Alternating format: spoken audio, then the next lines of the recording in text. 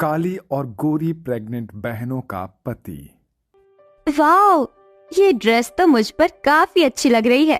आज तो रौनित मुझे इतनी हॉट ड्रेस में देखकर फ्लैट ही हो जाएगा। आज मैं रौनित को बता ही दूंगी कि मैं उससे कितना प्यार करती हूँ। पारुल, खुद से क्या बात कर रही हो? कॉलेज नहीं चलना क्या? चलना तो है, लेकिन तुम्हारे साथ नहीं। आज मैं गाड़ी में अकेले जाऊंगी, तुम बस से आ जाना। लेकिन क्यों पारुल? हम तो रोज ही एक साथ कॉलेज जाते हैं ना। और अगर मैं बस से आऊंगी तो मुझे कॉलेज पहुंचने में लेट हो जाएगा। हाँ, तो एक दिन लेट हो जाओगी तो कौन सा पहाड़ टूट जाएगा। और वैसे भी आज मेरे लिए बहुत स्पेशल डे है, तो मैं तुम जैसी कल्लू माई के साथ जाकर अपना स्पेशल डे खराब नहीं कर सकती। ओके? इतना कहकर पारुल अकेली गाड़ी में बैठकर अपने कॉलेज के लिए निकल जाती है और बेचारी पंक्ति बस में धक्के खाते हुए कॉलेज पहुंचती है। तू अब आ रही है? जानती है टाइम क्या हो रहा है? क्या करूं यार, रास्ते में ट्रैफिक इतना था कि टाइम से पहुंच ही नहीं पाई। ये सब छोड़ और बता कि रौनित कहाँ है। वो देख, वहाँ है रौनित। रिमशा के कहते ही पारुल जल्दी से अपने कॉलेज के सबसे हैंडसम बॉय रोनित के पास उसे प्रपोज करने के लिए जाती है। लेकिन इससे पहले पारुल रोनित के पास पहुंचती वहां पंक्ति आ जाती है। पंक्ति को देखकर रोनित पंक्ति के पास आ जाता है और उसका हाथ पकड़ के अपने कॉलेज के पास बने पार्क में जाने लगता है, जिसे देखकर पारुल को बहुत गुस्सा आता है। इसकी इतनी हिम्मत कि ये मेरे रौनित का हाथ पकड़े। ये शायद भूल गई है कि पारुल को जो चाहिए होता है वो उसे हासिल करके ही रहती है। पारुल घर चली जाती है और पंक्ति के आने का इंतजार करती है। पंक्ति के आते ही पारुल उसे जोरदार थप्पड़ मार देती है कि तभी वहां पर पारुल और पंक्ति की माँ सुलोचना भी आ जाती है। पारुल, तुझे शर्म नहीं आती अपनी ही बहन पर हाथ उठाते हुए? माँ, मेरा बस चले ना तो आज मैं इसका खून कर दूं। मैं जिस लड़के को पसंद करती हूँ, इसका उसके साथ चक्कर चल रहा है। अरे, ये अपनी औकात भूल गई है क्या? या आईने में इसने अपनी शक्ल देखना बंद कर दिया? रौनित कॉलेज का सबसे हैंडसम और रिच बॉय है और ये कॉलेज की सबसे बदसूरत लड़की। मुझ जैसी सुंदर लड़की को छोड़कर वो इस काली को कैसे पसंद कर सकता है? पर रौनित मुझसे प्यार करता है और मैं रौनित से। उसने मेरी बाहरी खूबसूरती देखने की बजाय मेरी अंदर की खूबसूरती देखी है, समझी तू? पंक्ति बिल्कुल ठीक कह रही है। पंक्ति ने मुझे रौनित के बारे में पहले ही बता दिया था। अगर तूने अपनी जिद नहीं छोड़ी तो मुझसे बुरा कोई नहीं होगा। बचपन से लेकर आज तक तूने पंक्ति से हर चीज छीनी है, लेकिन आज मैं तुझे इससे इसका प्यार नहीं छीनने दूंगी, समझी तू? अपनी माँ की बात सुनकर पारुल रोते हुए अपने कमरे में चली जाती है। पंक्ति रंग रूप में बचपन से ही काली होती है, वहीं पारुल रंग रूप में बहुत ज्यादा सुंदर होती है, जिसके चलते पारुल को हमेशा अपनी खूबसूरती पर घमंड होता है। लेकिन इन दोनों की माँ सुलोचना अपनी दोनों बेटियों में कभी भी काले और गोरे रंग का भेदभाव नहीं करती है और दोनों को एक जैसा प्यार करती है। लेकिन जब पारुल को ये बात पता चलता है कि जिस लड़के को वो इतने समय से चाहती थी, वो लड़का उसकी काली बहन से प्यार करता है, जिससे पारुल पंक्ति से और ज्यादा नफरत करने लगती है। लेकिन अपनी माँ की वजह से पारुल कुछ भी नहीं कर पाती और ऐसे ही समय गुजरता रहता है। और एक दिन, अरे, ये कॉलेज में नया लड़का कौन है? दिखने में तो काफी हैंडसम और अमीर दिख रहा है। अरे, ये रौनित का भाई रॉकी है। बिल्कुल रौनित की तरह हैंडसम है ना? क्या सच में? रिमशा की बात सुनकर पारुल हैरान रह जाती है और जब पारुल रोनित का पीछा छोड़कर रॉकी का पीछा करने लगती है और उसे अपने झूठे प्यार के झांसे में फंसा लेती है, ये सोचकर कि वो अब पंक्ति से बदला लेगी। ऐसे ही समय गुजरता है और दोनों बहनों का कॉलेज कंप्लीट हो जाता है। कॉलेज कंप्लीट होने के बाद दोनों बहनों की शादी एक ही घर में हो जाती है। जहां पंक्ति की शादी उसके प्यार रोनित से होती है, वहीं पारुल की शादी रॉकी से हो जाती है। शादी के बाद उन दोनों की सास लता उन दोनों का बड़े ही प्यार से गृह प्रवेश करती है और ऐसे ही शादी का पहला दिन गुजर जाता है। तुम तो साड़ी में बहुत ही खूबसूरत लग रही हो। देखो, तुम्हारे लिए क्या लेकर आया हूँ। ये तो डायमंड नेकलेस है, लेकिन इसकी क्या जरूरत थी? ये मुझ पर थोड़े ना अच्छा लगेगा। ये तो सिर्फ गोरी लड़कियों पर अच्छा लगता है, ना कि मुझ जैसी काली पर। मैंने तुमसे कितनी बार कहा है कि तुम जैसी हो मुझे बहुत पसंद हो। तुम जैसा लाइफ पार्टनर मुझे इस पूरी दुनिया में ढूंढने पर भी नहीं मिलता, समझी? रोनित की बात सुनकर पंक्ति रोनित के गले लग जाती है। ये क्या, आप शराब पी रहे हैं? आपने तो मुझसे कहा था कि आप ड्रिंक स्मोक कुछ भी नहीं करते, फिर ये सब? वो तो तुझसे शादी करने के लिए झूठ बोला था। शराब सिगरेट पीना ये तो मेरी जिंदगी है। चल अब मेरे लिए एक बढ़िया सी ड्रिंक बना दे चल। यानी कि तुमने मुझसे झूठ बोला। मैंने गलती कर दी तुम पर भरोसा करके। मेरी तो जिंदगी बर्बाद हो गई। मुझसे शादी करके तेरी जिंदगी बर्बाद हो गई है? अरे जिंदगी तो मेरी बर्बाद हो गई। सोचा था इतने अच्छे घर की लड़की है तो शादी के बाद दहेज तो लेकर आएगी, लेकिन तू तो एक फूटी कौड़ी भी लेकर नहीं आई। हाँ, अब मेरी शराब का खर्चा कैसे निकलेगा? शादी के बाद जहाँ पंक्ति का पति रोनित उसे हमेशा प्यार करता है और उसका ख्याल रखता है, उसे गिफ्ट देता है, वहीं रॉकी ये सब करने की बजाय दिन रात शराब पीकर पारुल को मारता है। पारुल जानती थी कि उसने अपने हाथों से अपनी जिंदगी बर्बाद की है, इसलिए वो किसी से कुछ भी नहीं कहती और ऐसे ही समय गुजरता रहता है। और एक दिन दोनों बहनों को पता चलता है कि वो दोनों प्रेग्नेंट हैं। सुनिए जी, अब आप पापा बनने वाले हैं। क्या सच में पंक्ति? तुमने आज मेरी जिंदगी की सबसे अच्छी खुशखबरी सुनाई है मुझे।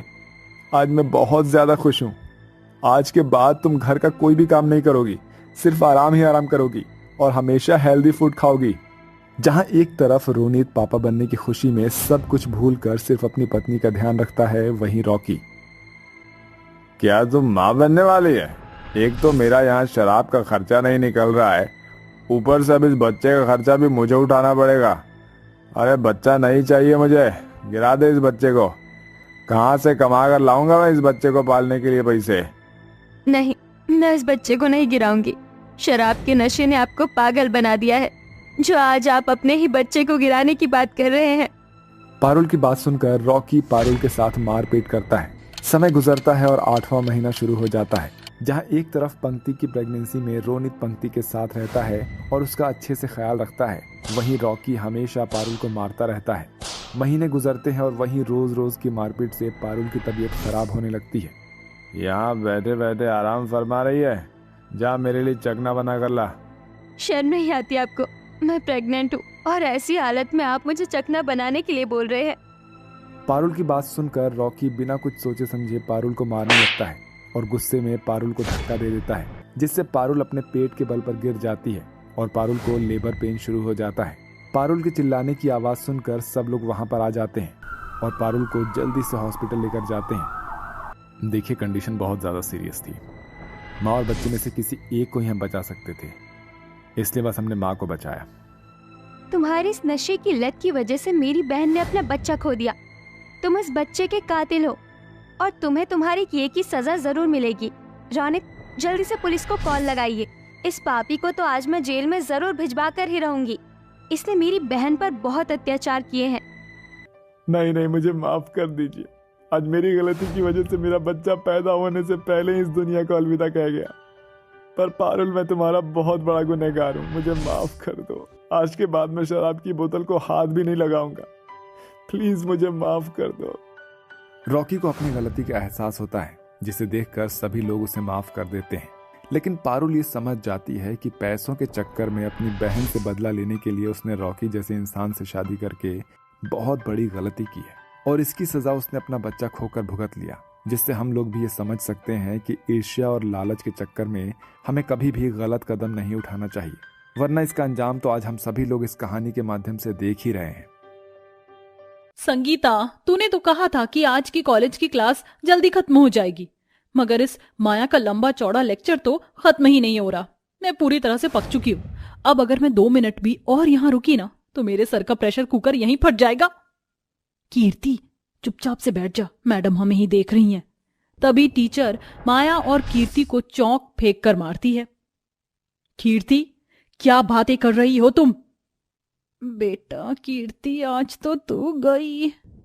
ये मुंह में क्या बड़बड़ा रही हो तुम? आज मैंने करवा चौथ का व्रत रखा है, फिर भी मैं तुम सबको यहाँ पढ़ा रही हूँ।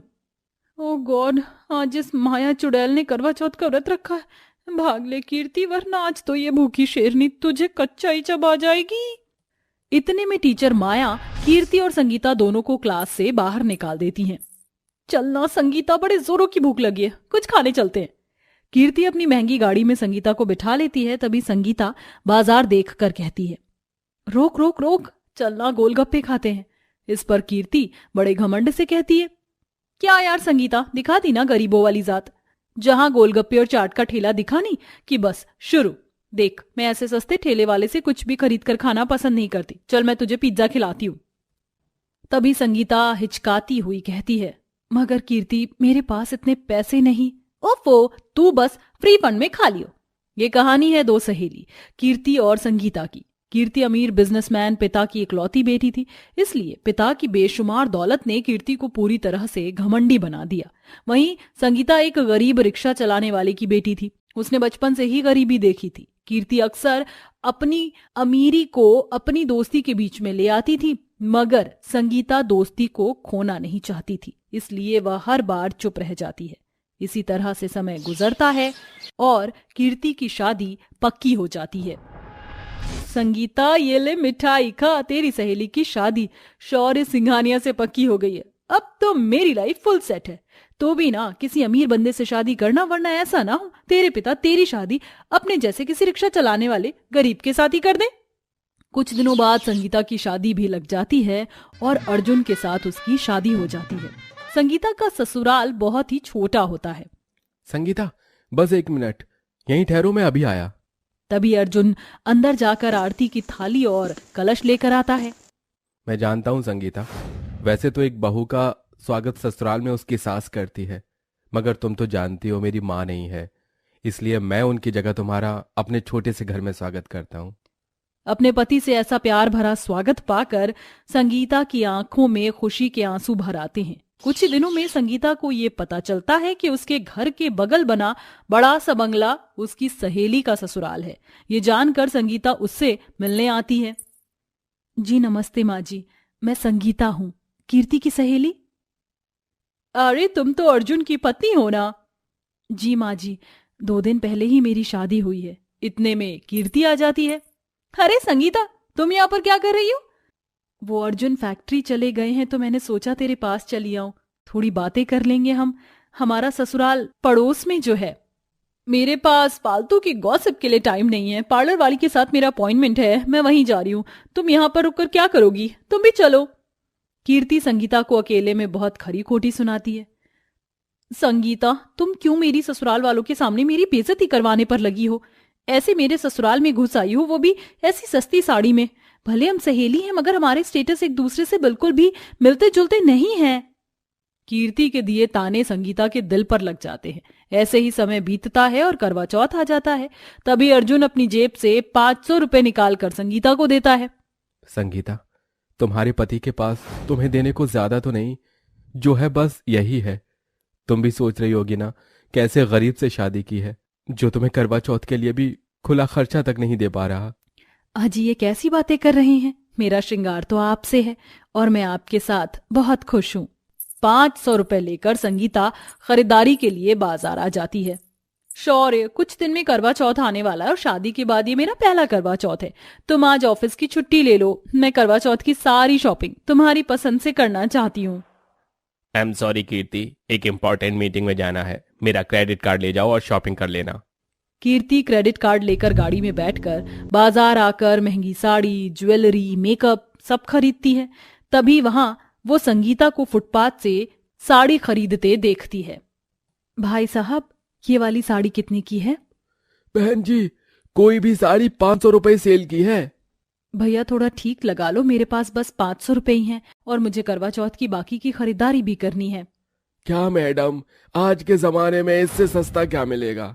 संगीता वो साड़ी खरीद लेती है। तभी कीर्ति अपनी अमीरी पर इतराते हुए उसे नीचा दिखाती है। संगीता, ये फुटपाथ से खरीदी हुई सेकेंड हैंड साड़ी तुम करवा चौथ पर पहनोगी? ये देखो, मैंने करवा चौथ के लिए ये महंगी साड़ी ली है, मगर इतनी महंगी साड़ी पहनने की तुम्हारी औकात कहाँ? पूरे 1 लाख रुपए की है, सुंदर है ना?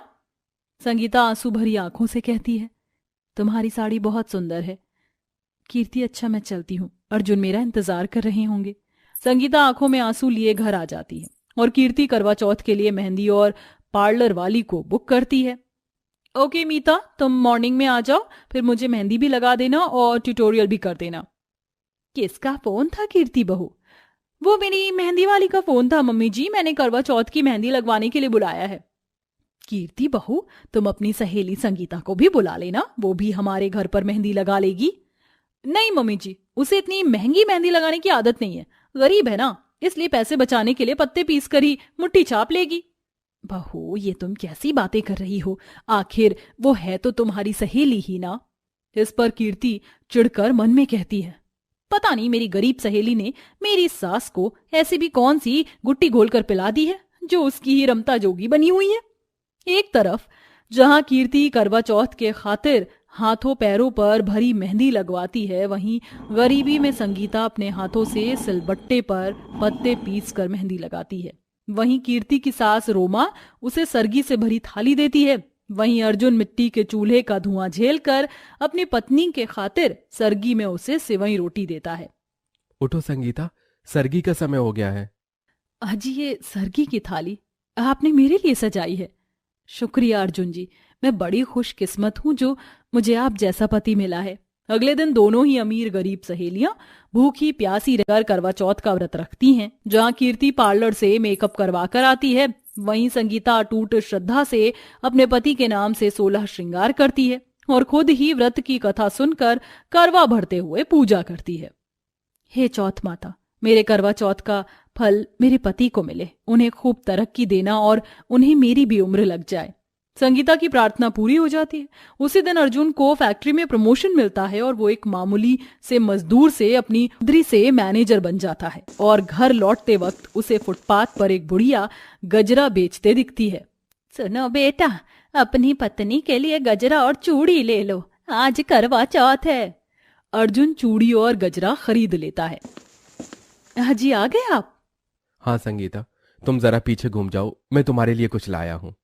अर्जुन अपने हाथों से संगीता के बालों में गजरा लगाता है और उसे चूड़ी पहनाता है। बाहर दरवाजे पर खड़ी कीर्ति ये देखकर चिढ़कर वापस लौट जाती है। कीर्ति बहू, संगीता को बुलाने भेजा था ना, वो कहाँ है? कीर्ति बिना कोई जवाब दिए अपने कमरे में चली जाती है।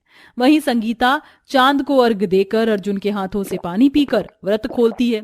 दूसरी तरफ शौर्य देर से घर आता है। शौर्य, क्या आज के दिन भी तुम्हारे लिए मुझसे जरूरी काम था? मैंने यहाँ भूखे प्यासे रहकर तुम्हारी लंबी उम्र के लिए करवा चौथ का व्रत रखा है। मैं काम में बिजी था यार, हो गया लेट, सॉरी ना। व्रत तोड़कर शौर्य कीर्ति को खाना खिलाने बाहर लाता है, जहाँ अर्जुन और संगीता भी होते हैं। अरे अर्जुन जी, आप यहाँ? शौर्य, तुम क्यों उन गरीबों के पास जा रहे हो? लोग तुम्हें कैप्चर कर रहे हैं। कीर्ति, आज अर्जुन जी की मदद से ही मैं एक सफल बिजनेसमैन हूँ। इन्होंने मेरे स्टार्टअप में बहुत मदद की थी, मगर कभी एहसान नहीं जताया। यही तो दोस्ती है। उनकी दोस्ती देखकर कीर्ति का अमीरी का घमंड टूट जाता है और वो संगीता के गले लग जाती है। तब से हर साल वो एक साथ करवा चौथ मनाती